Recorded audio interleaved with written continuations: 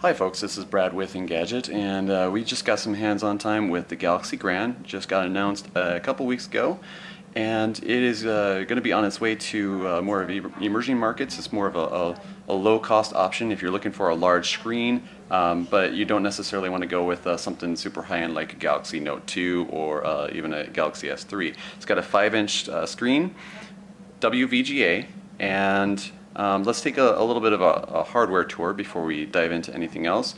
As you can tell, besides the display, on the front we have a 2-megapixel camera with some sensors in the earpiece. On the bottom, of course, is the two soft keys and the hard key for the home button. On the left-hand side is a volume rocker. On the back here is the 8-megapixel camera sensor with the LED flash. Nice little speaker grill. Overall, as you can tell, it's pretty much the same design language as what you'd come to expect on the Galaxy Note 2 and the Galaxy S3. So overall, you still get the same feeling. Like if you just took it out into public, then I think a lot of people would just naturally assume that it is one of those two devices.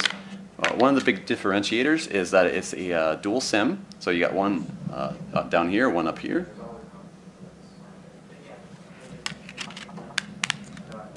Okay, and then on the top you have a 3.5mm headphone jack, power button on the right hand side, and then the micro USB charging port. Now the hardware, as you see it here, it's pre-production, so we're not going to take a whole lot of stock into the performance, because there's certainly a lot of things that need to be worked on at this point.